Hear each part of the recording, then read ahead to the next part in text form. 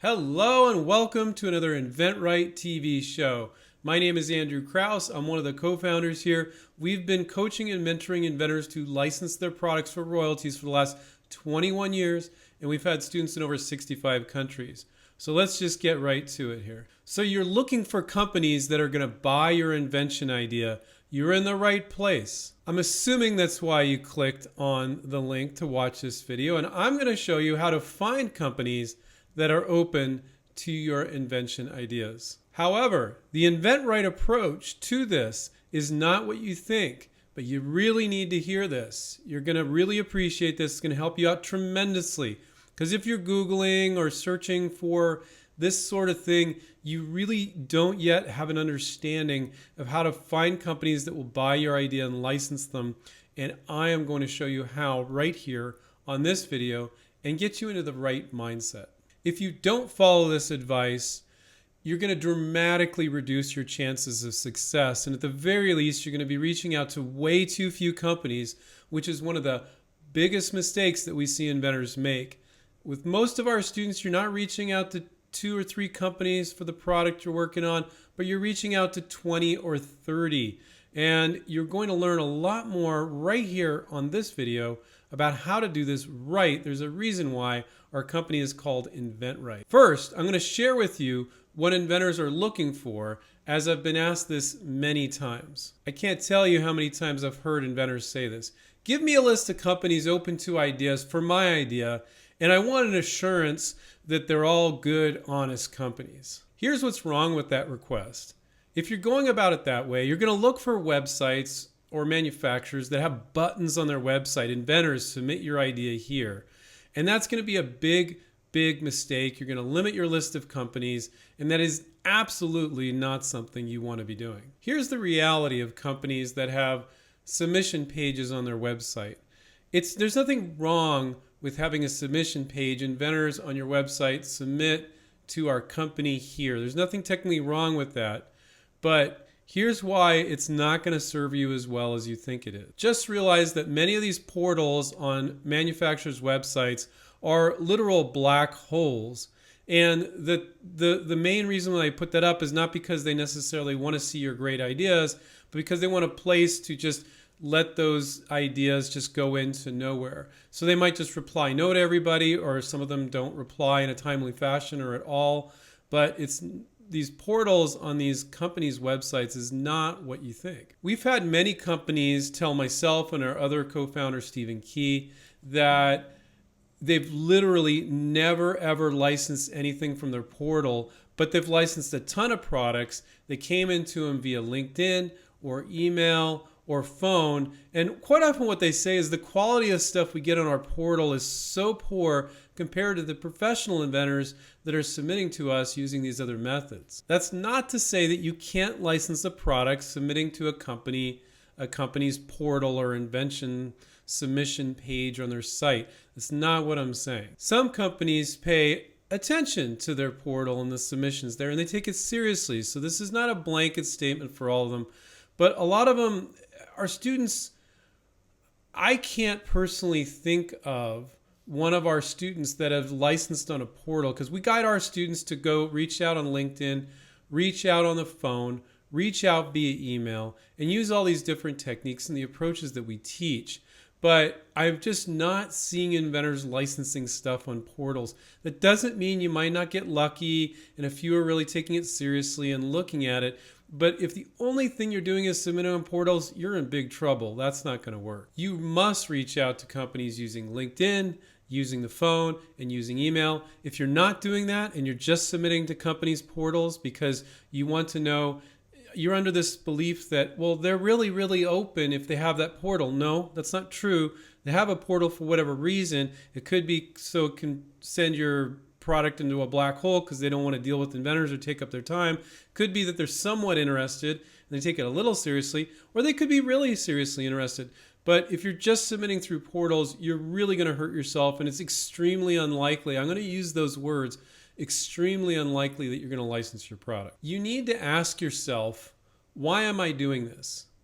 Why do I need an assurance? Why do I need somebody to give me a list of companies, which is ridiculous? And why do I need an assurance that they're open to ideas? I'm throwing it out there. They're open to ideas, and I have some guarantee that they're a really good company and they would never rip me off.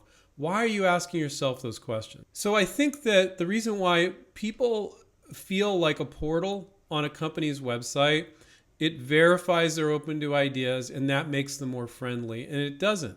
I've seen portals where they have horrendous submission agreements that you should never send to that particular company. There is an endless list of companies that would be more than happy to receive your new product submission. They need new product ideas.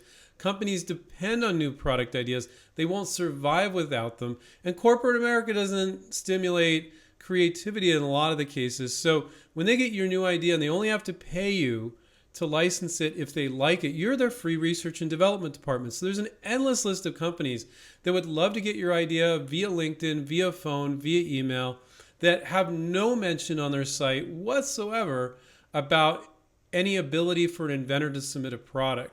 So if you're only looking for companies that have some indication on their website that they're open to ideas from inventors, it's rookie hour, guys. You can't do that. You just can't. I understand why you're doing it when you're new to it, but you won't have success there, and then you'll falsely believe, oh, this licensing thing doesn't work. It's because you're not doing it the right way. So how do our coaches teach our students to find companies that are open to their ideas? The best test to figure out if a company is worth reaching out to is the fact that they're in a major retailer where you want your product to be. You see, you don't license to retailers, you license to the manufacturers that sell to retailers. And when you see a particular company is somewhat in the same product category as your product, and they're in that major retailer, you know a couple things. First, they're selling kind of in your micro category area of your product. They don't have to be selling the exact same thing. That's another mistake people make. And they're currently in a retailer that says, we're somebody, we have this connection with the retailer. We have the ability to get our product into retailer stores. It's a verification of so many things on a beautiful level, and a much better way to go about it than thinking I have to find company websites that have a portal, or they're just right in front of my face, or I've seen it mentioned 20 times that this company, that company's open to ideas, and then you just submit to those companies. That's amateur hour, guys. You can't do that. You want to license to the companies that are in the major retailers where you want to be. And another shortcoming there that people fall into is then they just go with the retailers they know. So let's say I'm working on a sporting good product, and near me, okay, it's Dick's Sporting Goods and Big Five. And if I only looked at those two retailers, either online or in person, for companies to license to, wow, I did a Google search once, and you can't always do this for all industries, and I typed in list of major U.S. sporting good retailers. And there's a list of like 40 retailers. So what I've found is our international students who aren't in the U.S., they don't make assumptions who the retailers are, because they're like, well, I don't know, I don't live in the U.S. But when you're making an assumption, you live in the U.S. and you're on the East Coast or in a particular city, the retailers could be completely different in a different part of the country. You're really screwing yourself when you make a limited list of retailers. So you need a big list of retailers, then they're the companies that sell to retailers, and then they aren't companies that are selling, more or less exactly the same as my product. No, they could be generally in that space, and you know they have distribution in major stores, so they're worth reaching out to. You don't need verification that they have something on their website that says we're open to ideas. Most companies these days are open to ideas. I'm not saying you're not going to find some companies that aren't, but you don't need that verification on their website that they are. And yeah, you're going to reach out to some of them, and some are going to say, no, we're not open to ideas. So what?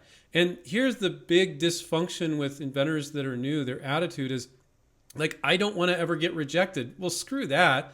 You're going to get a ton of no's, and so trying to set it up so that nobody says no to you, and then you get all these friendly answers all the time, that's just going to mess you up, and that's amateur hour. Don't do that, okay, guys? So you guys were searching for how to find companies that I can sell my idea to. I'm making it very, very simple here and explaining kind of like the shortcomings on people's thinking. So when I say all these things, it's not to be critical, guys. It's to show you the shortcoming if it's not your thinking, another inventor's thinking, or where you were going, or maybe you're thinking like that, and to think like a pro. And that's what our coaches have our students do. So again, thinking that there's going to be this magical deal maker that's going to hand you a list and say, call Bob here, call Sally there. It's never going to work. You will never license your product that way. Straight up. Now, with that said, at InventRight, we have a list of a couple thousand companies that when we called, they said they were open to ideas. And we have a program for our students called Bridging the Gap. And we bring on CEOs or marketing managers twice a month. They say, here's a little bit of our company, here's our product line, here's what we're looking for. And then they give our students their email address. So we have that. So that's great. And you're like, well, that contradicts what you said, Andrew. Not really, because I'm going to tell you right now how we do things with our students, and that is why they're successful. So yes, we give our students some extras. We got a list of companies that are open to ideas. We have our Bridging the Gap program where we bring on live CEOs and marketing managers of companies. But you know what our coaches do with our students?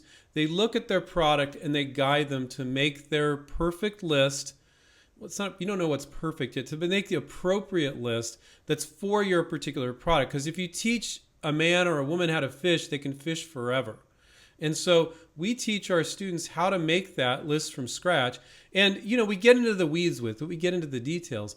But when you know how to do that with our students, like if they're like, oh, I'll just go look at that list, the company's looking for idea lists that you give all the students, Andrew, or they say to their coach. And we're like, no, don't even look at that. Don't look at Bridging the Gap.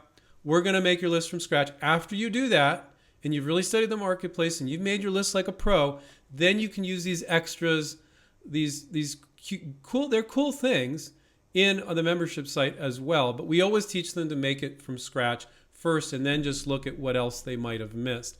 But that is the way to do it. You just don't sit around waiting for somebody to give you a list. Or, call Bob at this company, or Sally. You don't need that. You can reach out to these companies and you can figure out who the right people are to contact. On the getting ripped off part, well, Andrew, if they have a portal, it says they're open to ideas and their submission agreement seems okay. So that to me feels like that's going to reduce my chances of getting ripped off because I'm really worried about that. Guys, inventors get way too worried about getting ripped off. We've had students in over 65 countries over 21 years, and I don't know a single one of our students, InventRight students, yes, we're guiding them to be professional, that has let us know, look, I got ripped off by this company that I showed to.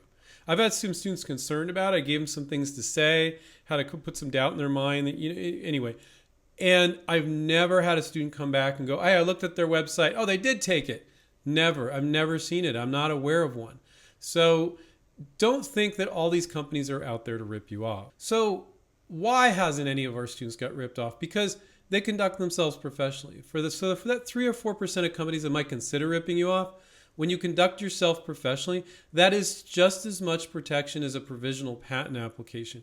We guide our students to use the software we give them to file a provisional patent application for $75. And yes, that is protection. You can legally say patent pending on your sell sheet.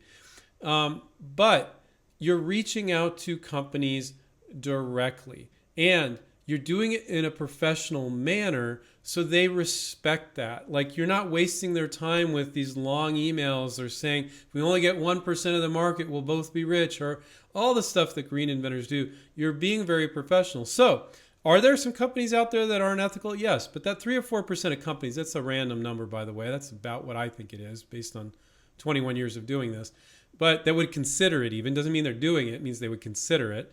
There's somebody kind of unethical in the company or something like that. They don't want to mess with you when they see you know what you're doing. And so that wacky inventor from a year ago, they might mess with that guy, but they're not messing with you. That's why I think it hasn't happened to our students. So with regards to, I just need a list and I need verification that they won't steal my idea, that's ridiculous. Like, you shouldn't be in business at all if you want 100% assurance that nothing bad will ever happen. But we do believe in mitigating risk. So file a provisional patent for $75 and act professionally. Now, if you're not trained, you don't know how to act professionally. But those two things is, I think, the reason why I'm not aware of a single InventRight student that has been ripped off by a company they presented to in 21 years with students in 65 countries. And we got a lot of students, guys. So I think part of this, I'm looking for a list of companies, is you figure that it's all vetted and all perfect and everything, and it's just not. So to summarize, don't look for that magical list of companies that's just going to make it easy for you. It doesn't exist. Yes, we have incredible extras and supplements that we do, but because we really believe in our students and we want them to be successful, we guide them to make their list that's perfect for their particular product. And then we say, we do not literally go, don't even look at that list. Don't even look at our list until you've made your list. And most of the time, guess what? They don't find a lot of extra stuff. They've made a really complete list by doing it this way. So you don't need somebody to give you a list. Now, our Bridging the Gap company program is really cool. That's the kind of different, because like the CEO or the marketing manager is coming on, and they're talking about what they want, and then we give our students their email address. So that's pretty cool, because you're getting like inside information. They're sharing with you like what they're specifically looking for in that moment in time. That usually something only you can get if you've built a relationship with a company, and they'll share that with you. So that is pretty unique. But we don't want our students, we do 2 a month. So what is that, 24 a year? We don't want our students to sit around waiting for another company to come on. It's like, no, you got this product. The coach is going to guide you to look at all the other products in that space. And I explained the basics of how to do it. You need a large list of retailers where you think your product could show up. And then you're licensing to the companies selling there. And there's more details to this, obviously, on how you reach out on LinkedIn, how you reach out on the phone. But if you're looking for companies that are open to buying your ideas, this is the approach. I just gave it to you, okay? You don't need to look for, especially these invention promotion companies, like they say, inventors, submit your idea to us. Like they'll go, oh, we have the list, we have the contacts. Yeah, okay. I've never personally met an inventor in the 21 years I've been doing InventRight, and the 14 years I ran my inventors group, that has had an invention promotion company license a product for them ever. Our students are licensing stuff all the time. That's because they're putting the work in. So you got to put the work in. If this video helped you, and it helped you by me saying, look, you can do this. You can make your list. You don't need that magical person or some magical list, and it's just all going to be put in front of you. You need to do the searching. And it can be time consuming. It can take 2 to 6 hours to make your list of companies. God, compared to running a business, that's nothing, right? So reach out to the companies you want to license to. You can do it. Reach out to them directly. You don't need some middleman or somebody giving you a magical list. You guys can do it. Take care. Keep inventing, and we'll catch up with you next time. See you guys. Bye.